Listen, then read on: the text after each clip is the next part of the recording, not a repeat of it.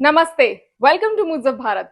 महाराष्ट्र में बहुत जल्द इलेक्शंस होने वाले हैं एंड दिस इलेक्शन सीजन मैं आपके लिए लेकर आई हूं an interaction with Shri Ashwini Vaishnaw ji. Bharat के रेल मंत्री हैं। He is also the cabinet minister for information and broadcasting. इनसे बहुत सारी इंटरेस्टिंग बातें होंगी। We will also get to know कि महाराष्ट्र के लिए क्या प्लान्स है गवर्नमेंट के, क्या बड़ा होने वाला है महाराष्ट्र में। Get into this conversation with Shri Ashwini Vaishnaw ji. Namaste, welcome to Moods of Bharat. So we are in conversation with Shri Ashwani Vaishnav ji. Namaste sir. नमस्ते। Welcome to Moods of Bharat sir. Sir, before we start, एक चीज मुझे आपको कहनी थी and it is a delight मैं personally आपको कह पा रही हूँ। I was invited for the National Creators Award to World। बधाई हो। बहुत अच्छा हुआ था। जी बहुत अच्छा हुआ था and you were there with प्रधानमंत्री जी on the stage।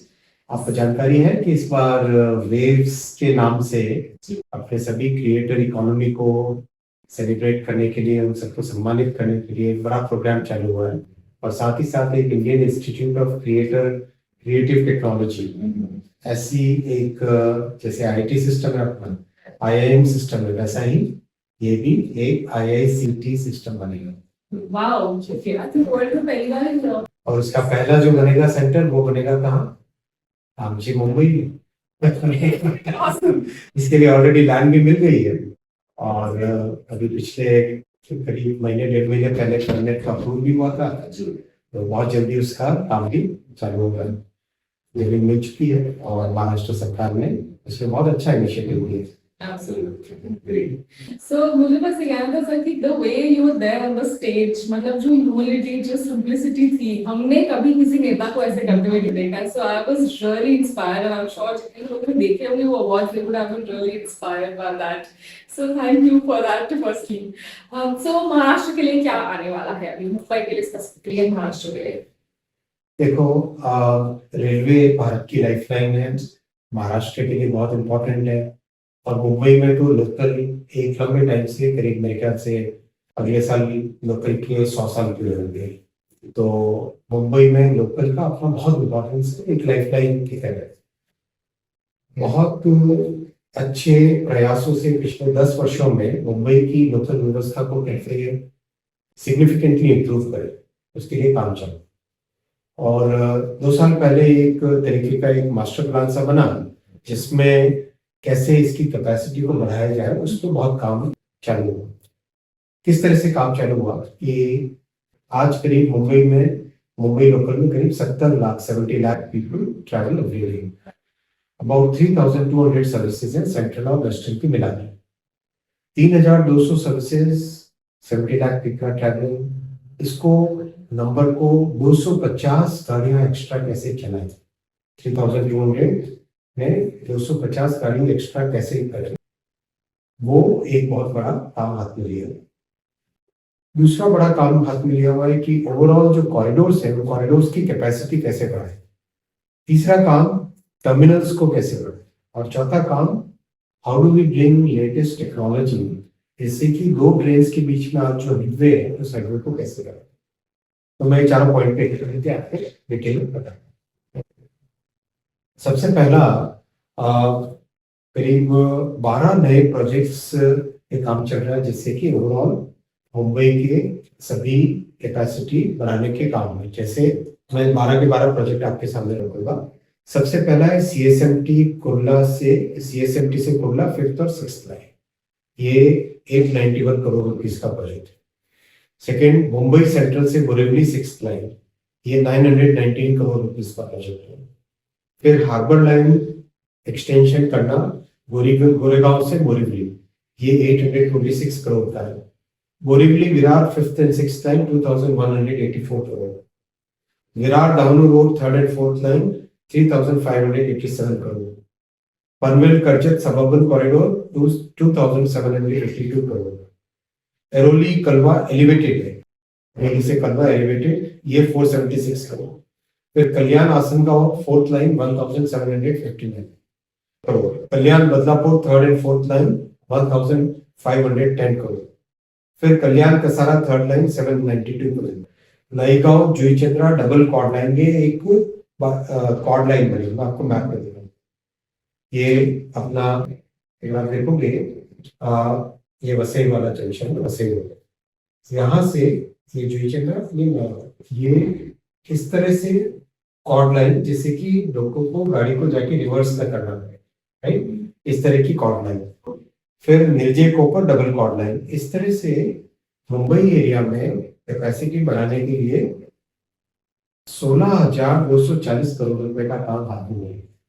16,240 करोड़, इससे कैपेसिटी सिग्निफिकेंटली बढ़ेगी। अब आप देखो, अगर ये सारे टर्मिनल्स हैं जिसपे टर्मिनल की कैपेसिटी बढ़ाई जाती है, सीएसएमटी में, फिर मुंबई सेंट्रल में, फिर परेल में, फिर दादर में, फिर बांद्रे में, फिर जोगेश्वरी, फिर सही रोड, और यहाँ पे लोकमान्य तिलक टर्मिनल में, और परेल कल्याण में, और यहाँ पर ये है अपना सारा कलम्बो, ये वाला पनवेल, पनवेल के पास, पनवेल कलम्बो, इस एरिया में कैपेसिटी बढ़ाने के लिए इन सब टर्मिनल्स की कैपेसिटी बढ़ाएंगे।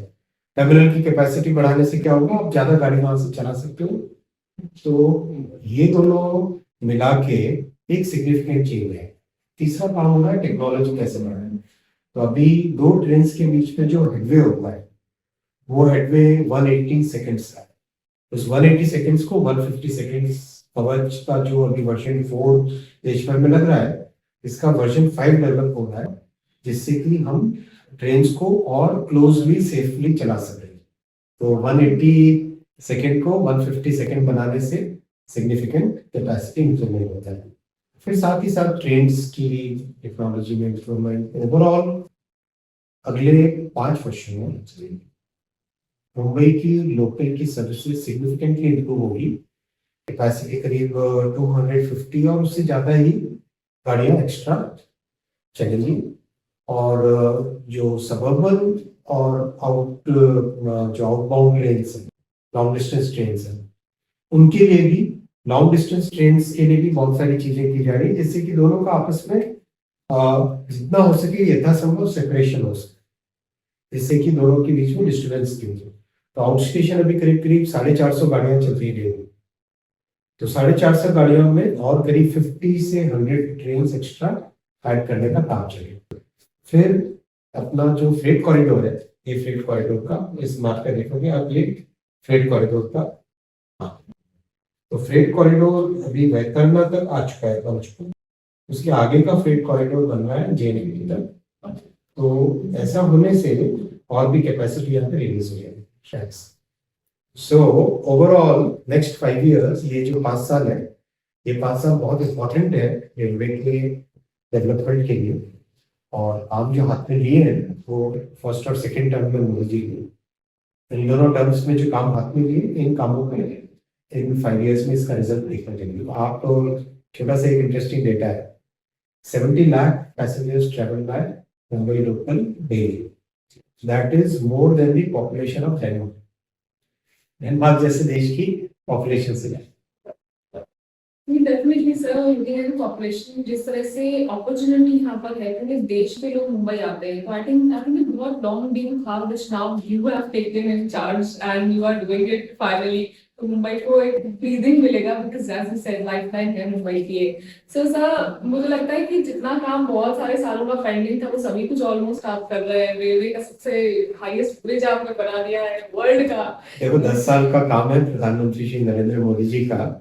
हमारे पीएम साहब हमेशा टारगेट बड़ा रखते हैं और रेगुलरली मॉनिटर करते हैं, रेगुलरली एग्जीक्यूशन पे बहुत फोकस है। हर महीने देश भर में जितने इम्पोर्टेंट प्रोजेक्ट्स हैं उनका खुद रिव्यू करें।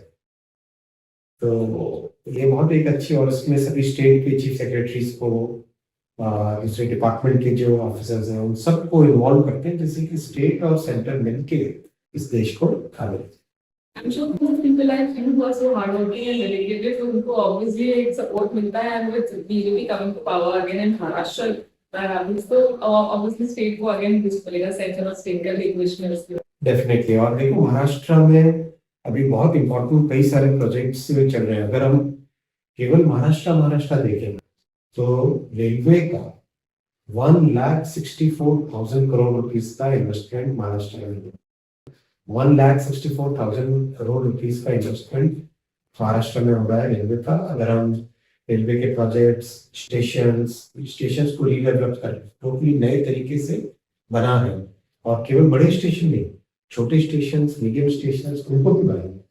आप एक प्रेजेंटेशन देखना मैंने किया था जिसमें स्टेशंस किस तरह के बन रहे हैं, वो फोटोग्राफ्स अगर आप देखोगे, काम इतना अच्छा तेजी से आगे जा रहा है। तो इसका एक अच्छा रेलवे का पूरा एक नया इन 5 वर्षों में प्रधानमंत्री जी का, मोदी जी का जो विजन है रेलवे की, वो इम्प्लीमेंटेशन और उसका रिजल्ट आपको दिखने लगेगा। क्योंकि 10 साल में फाउंडेशन है, अब उस फाउंडेशन के ऊपर जब बिल्डिंग बनने लगती है तो दिखती है। आई थिंक बड़ी फिल्म मेकर ने बोली भी थी चेज, उनको एक फिल्म के लिए कोई स्टेशन चाहिए था, कोई पुराना टाइप का स्टेशन ही नहीं मिला, सारे स्टेशन ऐसे रेनोवेट कर दिए गए कि वो ढूंढ ही नहीं पा रहे थे लोकेशन के लिए। So many congratulations for you for that sir, इतना अमेजिंग काम करने के लिए। And we wish you all the best. Thank you so much for interacting with मुझे भारत। बहुत अच्छा काम कर रहे हैं आप, और इसको आगे बढ़ाओ और अच्छी इंटरेस्टिंग चीजें लाओ, जैसे मुंबई का वड़ा पाव। यस यहाँ पे I'm used to that. My bad. So आपने यहाँ पे क्या क्या खाया है बताइए। मुंबई आओ, वड़ा पाव नहीं खाओ तो कैसे लगेगा। Right. फिर आप पुणे जाओ, चितले बंधु की भाकर बड़ी खाओ। मुंबई का तो अपने तो महाराष्ट्र में तो एक से बढ़कर एक व्यंजन है। अभी मुलुंड गए थे, मुलुंड में भाउस वड़ा पाव। Wow. कुछ समय पहले ठाणे गए थे, तो ठाणे में भी बहुत अच्छा लगा। Awesome. Great, thank you so much. Thank you for interacting with me, Bharat.